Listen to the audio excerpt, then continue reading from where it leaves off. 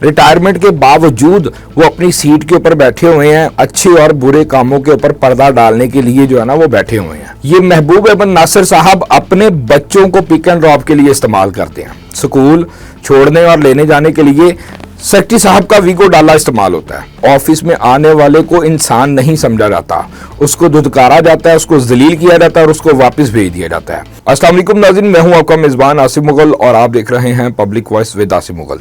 नाज़रीन, मैं ये जो ब्यूरोक्रेसी अपने ऑफिस के अंदर बैठी है, जो विराजमान है, जो अपने आप को एक समझ ले कि ऑफिसर नहीं बल्कि फ़िरौन समझते हैं।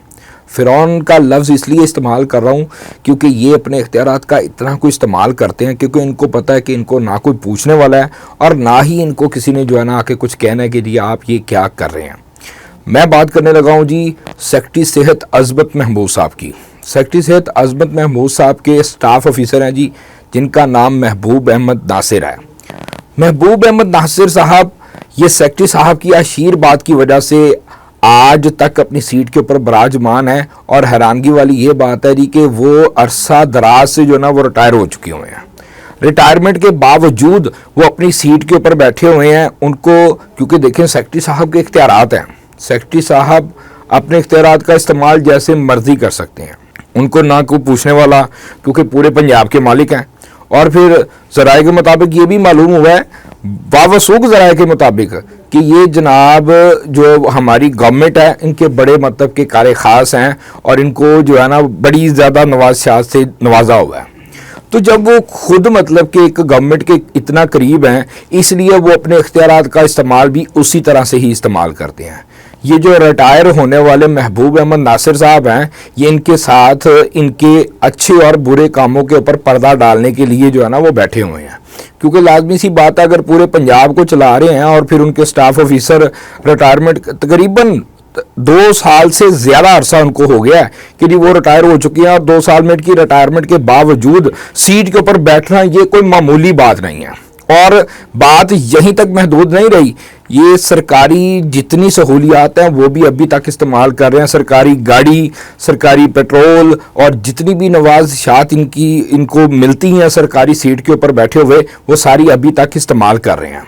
और हैरानगी वाली बात है कि एक और बावसूख ज़राए से बात पता चली कि एक जो सेक्रेटरी साहब का ना एक वीगो डाला है जिसका नंबर है जी LEG 400।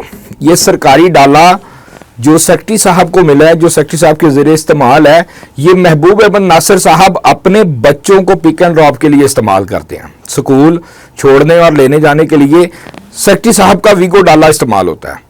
आप देखें कि ये ब्यूरोक्रेसी की कितनी जो है ना वो एक ताकत का नशा है कि वो जैसे मर्जी इस्तेमाल करते हैं। महबूब अहमद नासिर साहब सिर्फ स्टाफ ऑफिसर नहीं है, वो अपने आप को सेक्रेटरी सेहत ही समझते हैं। और ऑफिस में आने वाले जितने अफसरान व मुलाजमीन हैं और साथ इनके साथ कई ऐसे साइलिन भी वहाँ पर आते हैं जो अपनी शिकायत लेके सेक्रेटरी साहब के पास आते हैं। सेक्रेटरी साहब के पास जाने नहीं दिया जाता, महबूब अहमद नासिर साहब तक उनको जो है ना वो छोड़ा जाता है। अगर वो चाहेंगे तो किसी की मुलाकात होनी है, अगर उन्होंने नहीं चाहना तो किसी की मुलाकात नहीं हो सकती।